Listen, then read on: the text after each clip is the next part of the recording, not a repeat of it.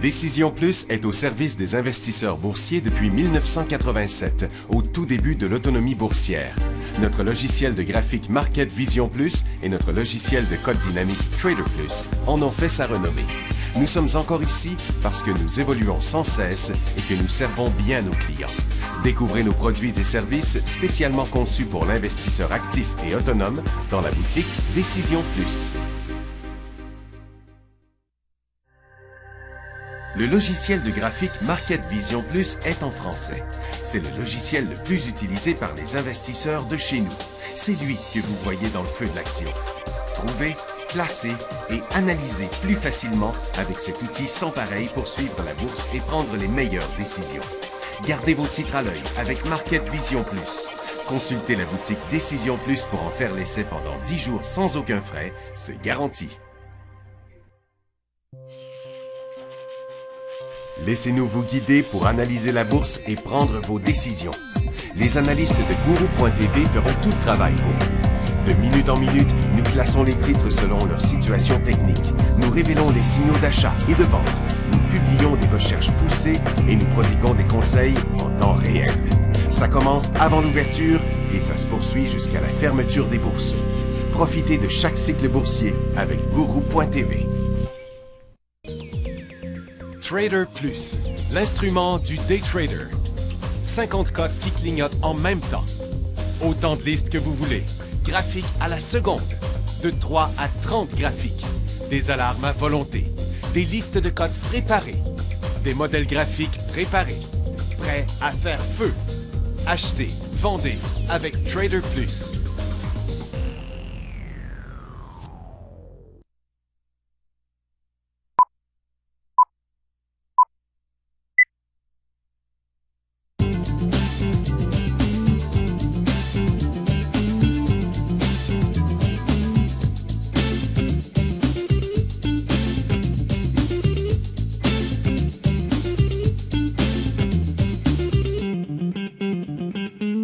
Bonjour tout le monde, bienvenue dans le feu de l'action, vendredi le 19 février 2016.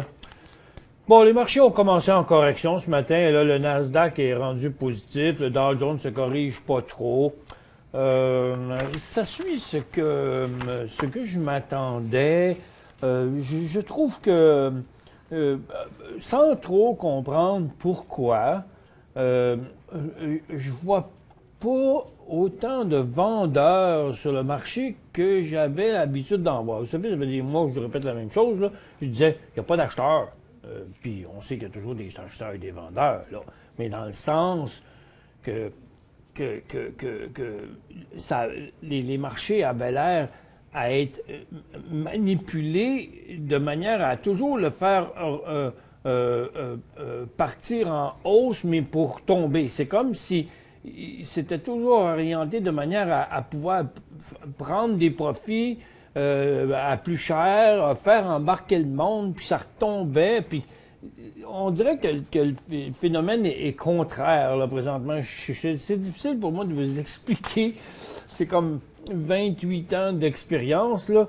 Il y a quelque chose qui me dit que les marchés ont plus autant de pression à la baisse, là. Beaucoup de choses ont descendu. J'ai l'impression que les marchés étaient toujours retenus. D'ailleurs, c'est encore pareil. On voit plein de résultats financiers où les profits sont en hausse et les ventes sont tellement en baisse que tu vois bien qu'ils jouent avec les chiffres d'une manière comme de l'autre. Mais on voit le marché qui a pas le désir, on dirait, de se corriger, là. Je peux me tromper, mais on va continuer au cours des prochains jours à regarder cette théorie-là. Regardez, il se passe rien là sur les monnaies, là. On voit bien que c'est pas là qu'il y a le problème, là, dans le moment. On voit que ils ne savent pas trop où aller avec ça. C'est rare quand même qu'on voit essayer de faire un petit rectangle de même nulle part ailleurs là, dans le graphique du dollar américain. Tu sais, le dollar est très très stable, là, mais c'est pas souvent là il y en a un petit bout ici, puis il y en a un petit bout ici. C'était toujours sur des points d'inversement, là, à la hausse ou à la baisse. On a encore un là, mais c'est pas la majorité du temps. Donc, déjà, il y a quelque chose là. OK? Ensuite, bon, le dollar canadien aussi, là, qui est complètement neutre pour l'instant, sans vraiment de direction. Le Nikkei fait pareil.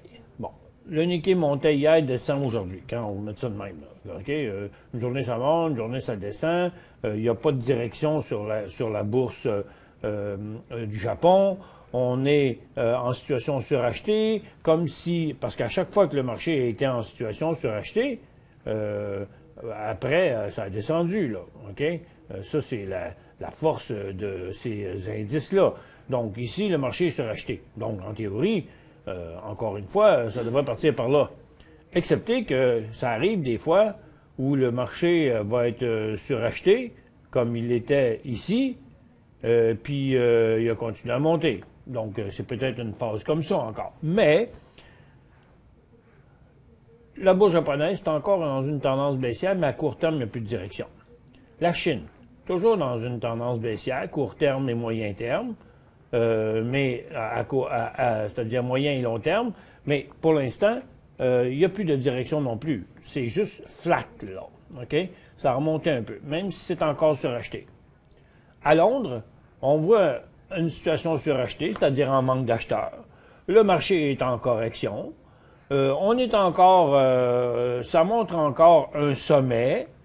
Donc, si on regarde ça, là, by the book, là, OK? Le marché, il dit qu'il s'en va là. Mais, vous voyez, il y a une grosse différence fondamentale entre le marché de Londres et le Dow Jones, qui ce matin faisait tout pareil comme le marché de Londres. Est-ce qu'on va revenir en bas après-midi? Je sais pas. Regarde, le marché est remonté, là, commencé en baisse, là, puis oups, regarde, le marché est remonté. Pas à l'ouverture, là, en faisant un gap, là. Non, non, il est remonté graduellement, pas vite. Comme si on profitait des bas prix pour acheter, là, du côté institutionnel. C'est un petit peu ça, mon feeling. Nasdaq a commencé en baisse. Maintenant, il est en hausse. Le marché. T'sais. Fait que, ce que je me pose comme question, c'est est-ce que ça, c'est un creux? Est-ce que le stochastique va se déplacer de même? Tout comme ça avait fait ici. Vous voyez? Regardez le scénario ici, là. Et le scénario ici. Ce que je pense, c'est qu'on est peut-être dans une phase comme celle-ci, là. OK? Après une chute, une remontée, puis une phase neutre. Une chute, une remontée, une phase neutre. C'est juste la manière dont le scénario se passe que je pense que peut-être que. OK? C'est pas une grosse théorie, vous allez dire. Mais, regarde, le Dow fait pareil. OK? Qui a remonté encore aujourd'hui. Fait que c'est tough, là. Je vois le marché à la baisse là-dedans. Ça fait que je dirais que, en prévision de, si ma théorie est bonne, donc on devrait attendre, puis dans les prochains jours, on verra ça, si je ne me trompe pas. Sinon, on va partir de l'autre bord. Mais pour l'instant, c'est possible. C'est une possibilité. Donc, c'est à surveiller. Un gars, une fille avertie en Val 2, n'est-ce pas? Ça fait que... Puis je maintiens mon point sur le pétrole, les mines et tout ça, que rendu en bas, au prix où c'est là, c'est rendu trop bas pour jouer à la baisse. Maintenant, il faut plus être patient pour voir quand est-ce que ça va virer à la hausse.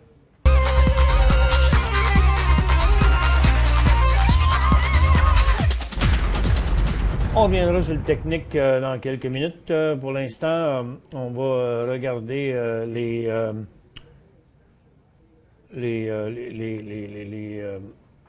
résultats financiers. Qu'est-ce que j'avais ici?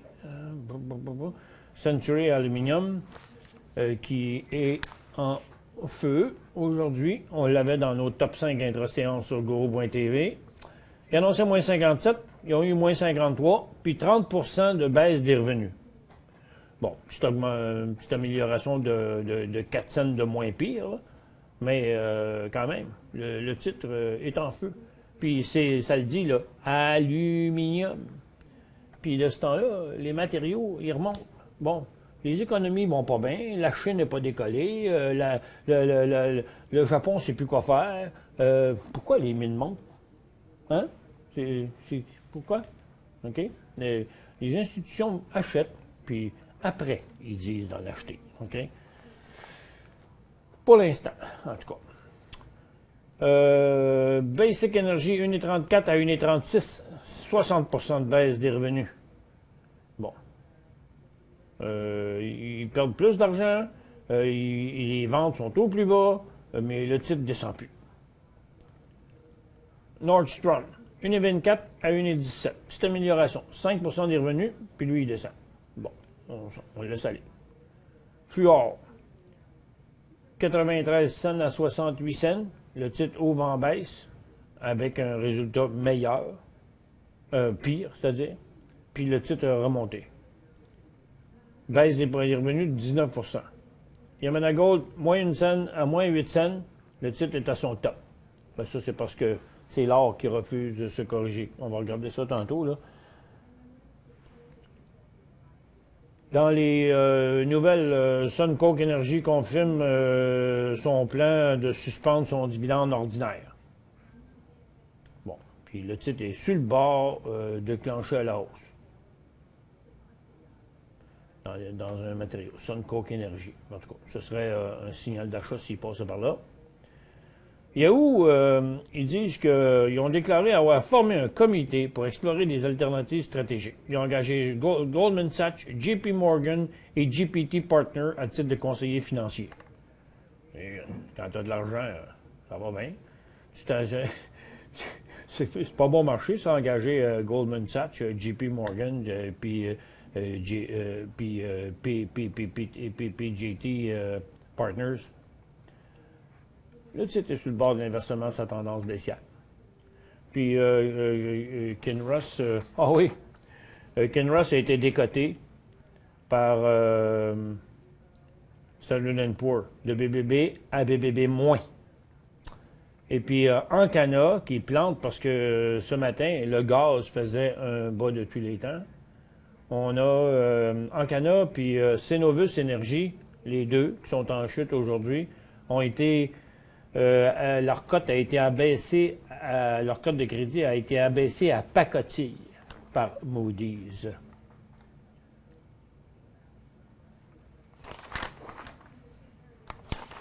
Pas un beau qualificatif. Hein?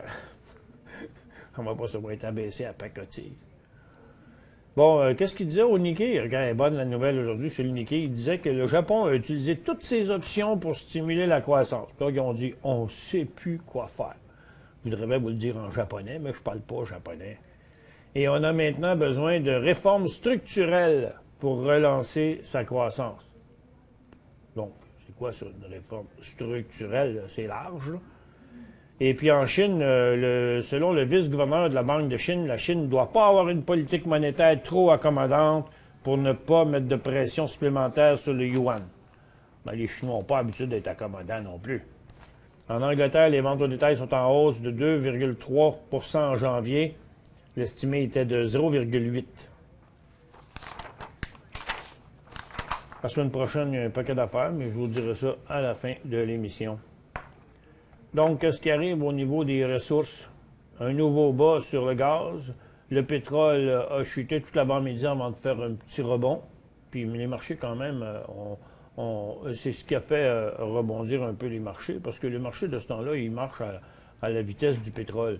Puis pourquoi les marchés, je pense qu'ils ne veulent pas aller plus bas? Bien, je pense que le pétrole, il ne peut pas aller plus bas. Il peut descendre un peu, puis remonter un peu. Mais on s'entend-tu qu'à 29 $, le pétrole ne peut pas baisser de 20 $, tandis qu'à 140, il pouvait baisser de 100 $, et même 130. Ça fait que... c'est pour ça que j'ai un petit feeling que le marché ne veut pas descendre plus bas. L'or est en légère baisse, les orifères en légère baisse, mais c'est limité. Et je pense que si le marché partait à la hausse, l'or redescendrait, là. Mais attendons pour voir. Pour l'instant, on n'a pas de call là-dessus. Le secteur minier a parti en hausse ce matin, mais refuse de se corriger plus loin. Puis regardez le secteur minier, ce qu'il fait. Là. Il se déplace de côté, sur le haut de son fort cycle haussier des derniers jours, sur le point d'inversement de sa tendance baissière. Donc, une autre petite affaire ici qui me dit, est-ce qu'on est à la veille de voir les minières remonter? On dirait. Pour joindre Michel Carignan et son équipe par courriel, écrivez à michelcarignan@decisionplus.com. 5 bonnes raisons de gérer vos investissements avec Banque Nationale Courtage Direct. Des frais de commission fixes à 9,95 en tout temps pour tous les clients et à partir de seulement 6,95 si vous êtes un investisseur actif. Aucun frais d'administration annuel si vous détenez plus de 20 000 $ dans vos comptes. La possibilité d'ouvrir des comptes enregistrés en devise américaine. Des outils performants afin de faciliter vos prises de décision. Un service à la clientèle primé et un niveau de satisfaction parmi les plus élevés de l'industrie. Pour en savoir plus, visitez le bncd.ca ou appelez-nous dès maintenant. Décision Plus est au service des investisseurs boursiers depuis 1987, au tout début de l'autonomie boursière. Notre logiciel de graphique Market Vision Plus et notre logiciel de code dynamique Trader Plus en ont fait sa renommée. Nous sommes encore ici parce que nous évoluons sans cesse et que nous servons bien nos clients. Découvrez nos produits et services spécialement conçus pour l'investisseur actif et autonome dans la boutique Décision Plus.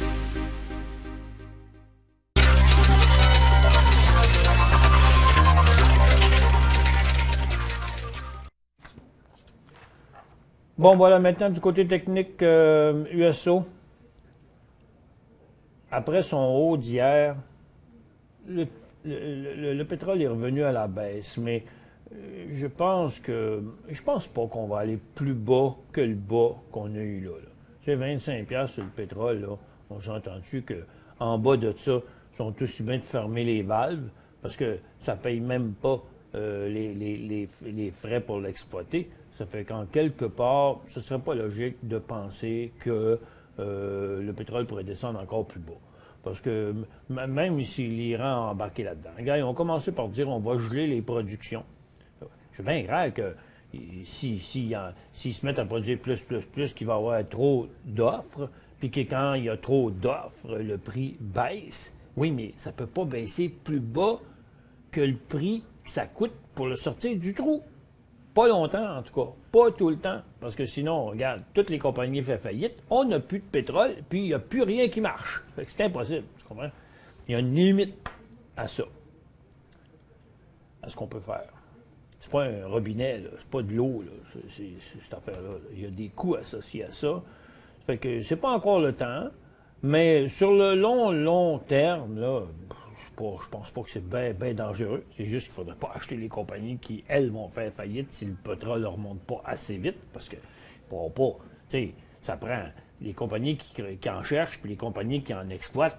Bien, quand ils en vendent, il faut qu'ils fassent de l'argent avec. S'ils ne font pas de l'argent avec, ils n'arrivent pas à payer les employés, les machines, puis tout ce que tu voudras. Fait que là, il y en a quand même qui peuvent faire faillite si le pétrole ne remonte pas. Fait qu'on ne veut pas acheter celles qui vont. Fait que là, on aurait des risques qu'il y en a qui fassent faillite. Fait que ce serait risqué de savoir dans laquelle on embarque. Mais je pense qu'il faut juste être patient. Là, comme on voit, je vois du monde débarquer de la bourse, là. Ça, c'est drôle, hein? La plupart du monde là, qui débarque de la bourse dans le moment, c'est ceux qui ont embarqué au plus cher. Parce que c'est comme ça, habituellement. Le monde embarque au plus haut, débarque au plus bas. C'est comme quand ils achètent des actions. Ils les achètent au plus haut, puis ils vendent au plus bas, au lieu de faire le contraire.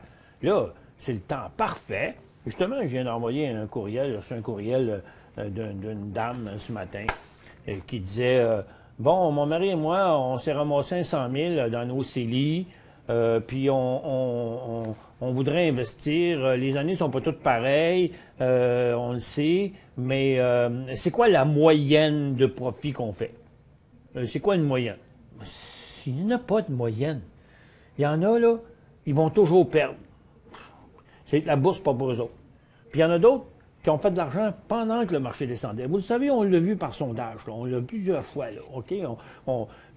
Regardez, là, les marchés, là, ils ont descendu depuis le mois de décembre, là. OK? Regarde, les marchés étaient là en décembre, puis ils sont là maintenant. Puis si vous regardez le TSX, là, au milieu de 2015, il était à 15 000, puis là, il est à 12 000. Là. Puis vous regardez n'importe quel secteur, là, ben, regarde, les titres valaient ce prix-là, puis là, ils valent ce prix-là. Fait que dans les 6 derniers mois, la majorité des secteurs, ils ont tous descendu. Bon, on va ouvrir la barre, oui ou non, puis on va poser la question, y en a-tu qui font de l'argent depuis 6 mois? Hein? Fait que, comment qu'on fait? Y a-t-il moyen de faire de l'argent pendant qu'un marché descend? S'il y en a moyen de faire de l'argent pendant que le marché monte. Mais il y en a-t-il qui font de l'argent depuis 6 mois? OK? Bon, puis pour la dame qui m'a écrit ce matin, vous allez avoir votre réponse vous-même. C'est pas moi qui vais la donner, ça va être les auditeurs. Ça fait que il y en a qui vont... puis ça va être en pourcentage. Donc, il y en a qui en perdent, puis il y en a qui en font. C'est quoi la différence? La différence, c'est l'individu. La différence, c'est les connaissances, l'équipement, mais c'est aussi le contrôle des émotions, c'est de bien suivre les règles, c'est toutes sortes de raisons. On peut toujours faire de l'argent à la bourse. Est-ce que là, c'est un bon temps pour apprendre à faire de l'argent à la bourse? Absolument!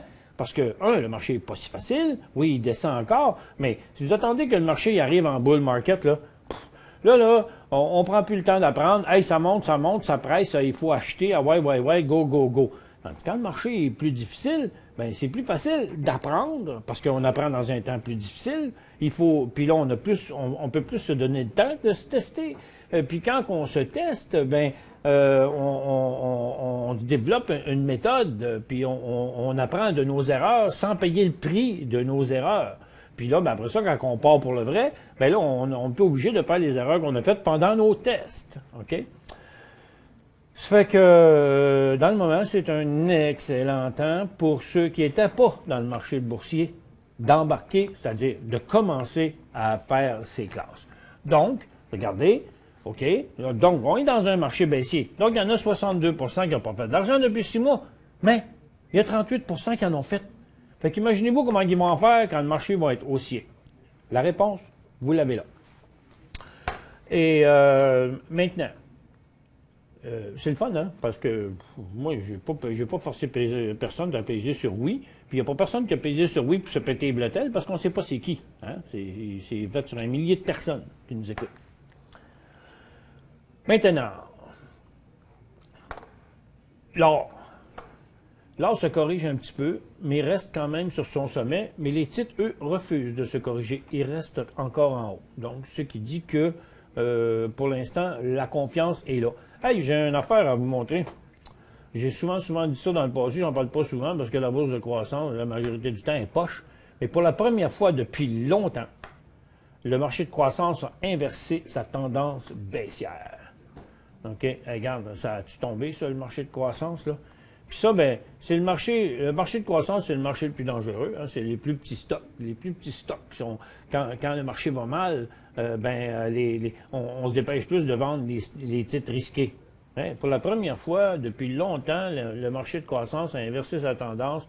Petit signe révélateur aussi, qui fait que, bon, il y a quelque chose qui me dit là que peut-être qu'on a vu le pire sur le moyen et sur en tout cas, le moyen terme, là, sur les marchés boursiers. Pour l'instant, la plupart des secteurs montrent un petit sommet à court terme. OK? Ils sont repartis, pas les télécoms par exemple, mais les services financiers, entre autres, c'est les résultats financiers des banques la semaine prochaine. Peut-être pour ça qu'il y en a qui ont peur un peu. Mais la plupart des secteurs montrent un sommet à court terme. Mais dans le cas des industriels, c'est après avoir inversé la tendance baissière. Donc, ça pourrait être une petite correction à court terme.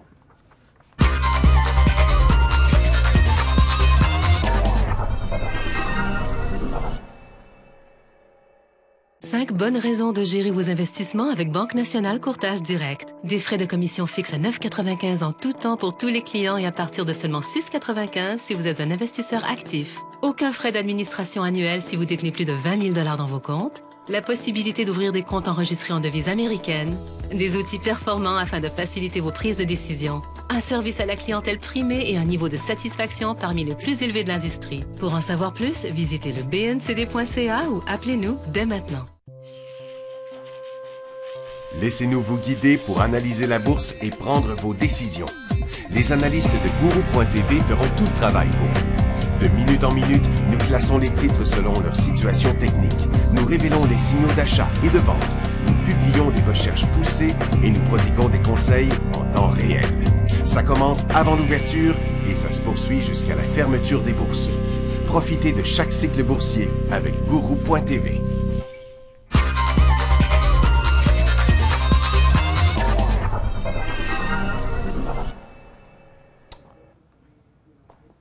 Bon retour, mesdames et messieurs. Première question. Ici, DEE Toronto Analyse. Ça doit être Laurent, je suppose. Bien, Laurent, c'est à conserver pour l'instant. Regarde, si vous n'avez rien fait d'un dernier mois, il n'y a pas le temps de faire rien. C'est surtout pas le temps de l'acheter, par contre. Mais je pense que les vendeurs ont arrêté de vendre à de multiples reprises à ce niveau-là. Je pense que ça va durer comme ça pour l'instant. Si ils ont rejoint le creux du baril, j'ai l'impression. Mais attendons qu'ils passent par là pour l'acheter.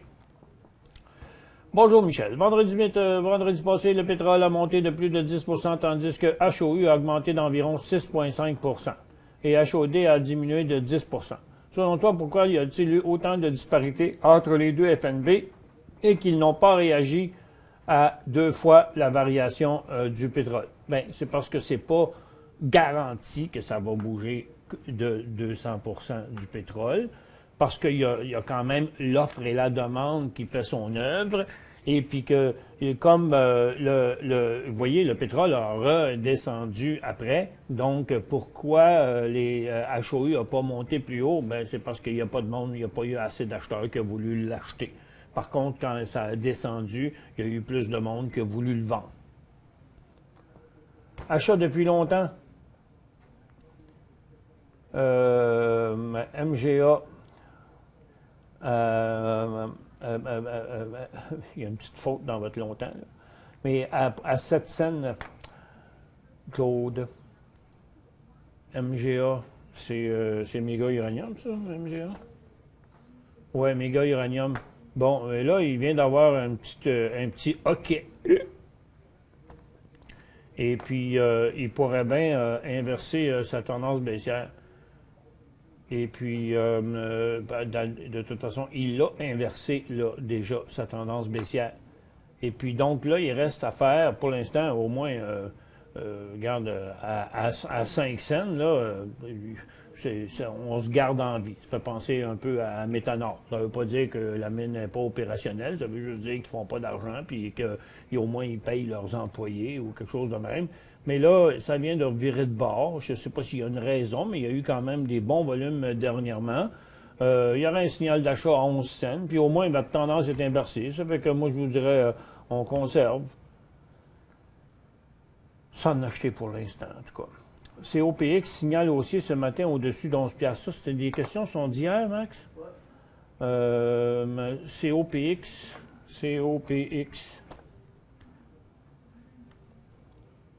Ben, hier, 11$, 11,71$, donc c'était pas hier. À 11$, non. Vous dites ce matin, donc c'est des questions d'après 3 jours.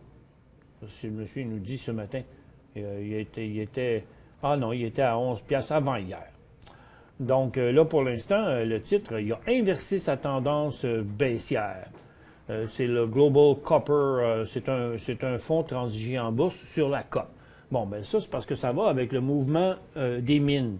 Les compagnies de cuivre comme First Quantum puis Tech Resources ont inversé leur tendance, sont dans un mouvement à la hausse présentement, avec une petite pause à très court terme. C'est pour ça que COPX a remonté à cause des minières dans le COP qui ont remonté. Donc, si les minières repartent par en haut, ben lui, il va repartir par en bas. Donc, pour l'instant, il est positif. Prochain signal d'achat au-dessus de 12$. Donc, on peut acheter ça au lieu d'acheter des mines, là, entre autres. Mais ce que j'aime pas de lui, c'est que ne peut pas acheter des grosses quantités parce qu'il n'est pas bien volatile. Car quand on regarde son graphique intra-séance, regardez ce que ça donne. Juste des points. Parce qu'il n'y a pas de volume. C'est pour ça qu'il y a juste des points comme ça. Il n'y a pas de volume pour faire vraiment des beaux tracés de cote. Mais c'est facile d'en acheter 500 là, ou quelque chose de même, mais on ne peut pas en acheter 3-4 000 parce qu'il vient le temps de vendre. Regardez la différence qu'il y a entre le bid et ask. C'est un peu fatigant dans son cas. Regarde, dans le moment, là, le bid est à 11,64. Les vendeurs sont à 11,75. C'est poche, hein? Donc, c'est une valeur... il y en a des plus belles que ça. Je sais qu'il n'y en a pas beaucoup des ETF sur les mines, malheureusement. Mais on sent encore mieux d'acheter un titre de COP, je pense. Louis, j'ai acheté PTK le 16 février à 1,5. PTK à 1,5. Ouais, ici, que vous avez acheté ça. Pour l'instant, il est au-dessus de son support. Il avait monté sur un pas pire petit volume, mais à partir de son non-support, il est monté un peu comme s'il était pour se passer quelque chose. Mais il y a un signal de vente à 95 cents pour l'instant, en dessous. Que faire? Stop à 95. Parfait. Good show. Achat pétrole trop tard? Ben, trop tard, trop tôt, je dirais, pour l'instant. Parce que, regardez, le pétrole, il se corrige. Ce sera le temps, lorsqu'il passera son dernier sommet de 9 $, là, comme USO, là, quand USO passera les 9 piastres. Donc, quand USO va passer les 9 piastres, regardez ce qui va arriver, là. Les titres vont passer leur sommet à court terme aussi. OK? Tout ça, là, tout ce dernier sommet-là, sur la plupart de ces titres-là, lorsque le pétrole va s'inverser, le secteur va s'inverser et les titres vont devenir intéressants. Donc, où on est rendu dans nos marchés, bon, on plafonne un petit peu. Là, ça va quand même jouer du up and down, là, encore après-midi. Je pense pas qu'on est parti en bull market là. Mais pour le moment, la correction reste du côté faible. J'ai comme bon espoir que peut-être on va rester là, puis ça pourrait être un creux. Mais c'est... achetons pas sur ce creux-là. Attendons que le marché vraiment, je vous le montre ici avant de fermer, avant de clore, que attendez que le Nasdaq pogne 4006, que le Dow Jones dépasse les 16005, que le TSX dépasse les 13 025, peut-être 13 050 avant de vous remettre à acheter des positions à la hausse en général. Merci d'avoir été avec nous. Je vous souhaite une excellente fin de semaine. On se retrouve lundi.